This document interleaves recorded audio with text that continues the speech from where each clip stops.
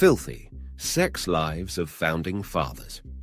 Have you ever wondered what truly transpired behind closed doors during the birth of our nation? What if I told you that the revered Founding Fathers had secrets so dark, so taboo, they were deemed unspeakable? Chapter 1. Gouverneur Morris and the Whalebone. Date, 1790s. You see, the Founding Fathers weren't just drafting the Constitution, they were also drafting some seriously mind-blowing stories of their own. Ever wondered what happens when politics meets desperation meets a whalebone? Well, let's just say it's not something you're going to learn in history class. Picture this. It's the 1790s, and we're in the midst of the American Revolution's aftermath. Enter Gouverneur Morris, a man who decided that life was missing a little spice, and by spice, I mean a whalebone. Yes, you heard me right. Gouverneur Morris thought, hey, you know what would be a great idea? Using a whalebone as a catheter. Now, before you ask, no, he wasn't trying to set a world record for the oddest DIY project. You see, Gouverneur Morris had some urinary troubles and he thought, why not fix it with a piece of a massive sea creature's skeleton? Genius, right? But here's the twist in this wacky tale. It didn't work out too well for him. Not only did the whalebone catheter not solve his issues, but it also led to his untimely demise. Yeah, you heard that correctly. Trying to play MacGyver with marine biology ended up being his last hurrah. Now, I'm no doctor, but I'm pretty sure that's not how you're supposed to handle urinary problems. But hey, when you're a founding father, you get to make your own rules, even if they involve whalebones. What do you think? Would you trust a whalebone to solve your medical issues? Probably not. But Gouverneur Morris sure did. And well, let's just say he's gone down in history for all the wrong reasons. Chapter 2. George Washington's Fertility Mystery. Ladies and gentlemen, have you ever wondered if George Washington, the bigwig of the American Revolution, was any good at making babies? Well, hold on to your powdered wigs, because it turns out old George might not have been the fatherly type. During the late 1700s, a time when men in breeches and tricorn hats were all the rage, George Washington, our nation's first president, was the ultimate commander-in-chief. But when it came to commanding the Stork Brigade, he seemed to be MIA. You see, despite his towering presence in American history, George and his wife, Martha, never had any little Washingtons running around. Now, that's a head-scratcher.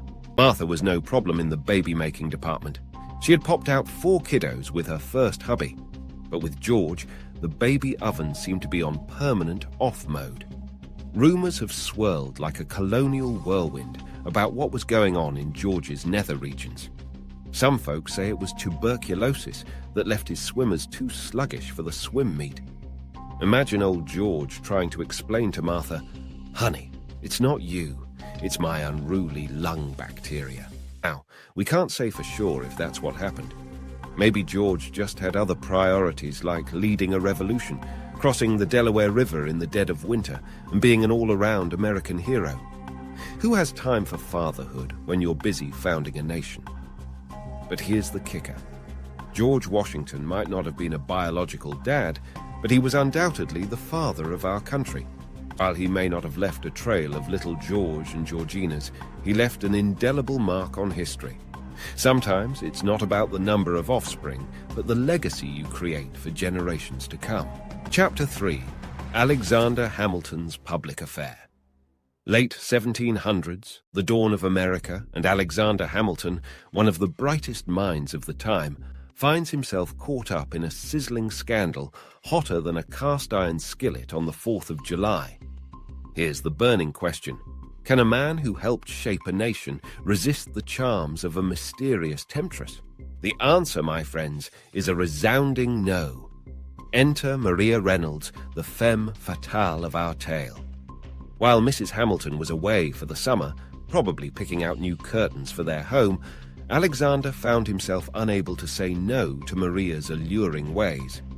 It was a classic case of, oops, I did it again, every time Maria's husband left town. Maria would invite Hamilton over for tea, and you can guess what happened next. Now hold on to your tricorn hats because things get spicy.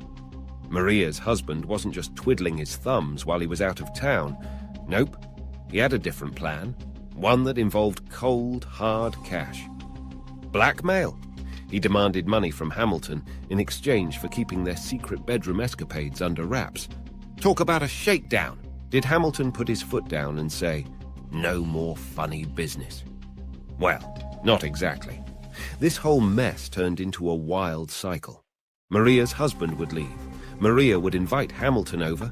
Maria's husband would return and demand money, and Hamilton would reluctantly pay up. But wait, there's more. This love triangle wasn't destined to stay secret forever. Eventually, Hamilton had to pull a Dear John and publicly confess to the affair, a move that probably made Mrs. Hamilton's tea taste rather bitter. Chapter 4. James Madison's Loveless Marriage. Date 1800s. Now, let's dive into the romantic misadventures of James Madison, America's 4th president, and a man whose love life was, well, a bit lackluster. Picture this: a pint-sized president and his vivacious wife, Dolly Madison, who was not only tall, but a total knockout. It's like having a chihuahua trying to date a Great Dane. Here's the burning question. Did James Madison's lack of amorous passion drive his beloved Dolly into the arms of other men? Hold on to your powdered wigs, folks, because things are about to get scandalous. You see, James Madison was a man of many talents, but setting the bedroom on fire wasn't one of them. He stood at a modest 5 feet 4 inches, while Dolly was 3 inches taller and had a beauty that could make grown men forget how to speak. Her mere presence turned heads and probably led to a few unfortunate neck injuries from double takes. Despite Dolly's enchanting grace, it seemed like Madison had other things on his mind, like running an entire country during a tumultuous time in history, for example. It's said that he was so engrossed in his presidential duties that he didn't have much room for matters of the heart. Sorry, Dolly. What's a first lady to do when her husband's love meter is stuck on May? Well, according to the rumors of the day, Dolly Madison might have sought a little extracurricular attention from other gentlemen. Yes, you heard it right. She wasn't content with merely being the belle of the ball. She allegedly sought companionship elsewhere. Can you blame her?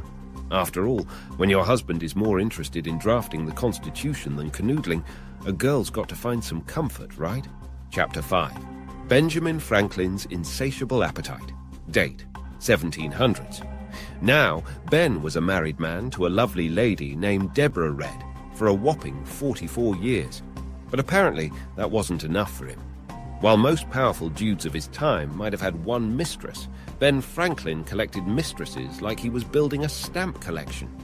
He had a thing for French women, and boy, did they have a thing for him. You're a ladies' man when your list of conquests reads like a who's who of French society. Anne-Louise Brill, de Joey, Madame Foucault, Mademoiselle Lovelard, Comtesse Hota. He wasn't just having affairs. He was running a secret society for seduction. Even as he aged gracefully, his sexual appetite refused to retire. Ben was open about his escapades, admitting, "The hard-to-be-governed passion of my youth had hurried me frequently into intrigues with low women that fell in my way." In other words, he couldn't resist a little colonial can-can. But here's the kicker. Franklin's dalliances didn't tarnish his reputation. In fact, they probably polished it.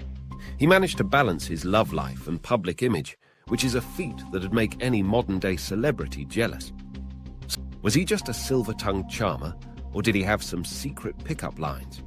Whatever it was, old Ben sure knew how to keep the sparks flying, even when he was flying a kite in a lightning storm. And that's it from today's video.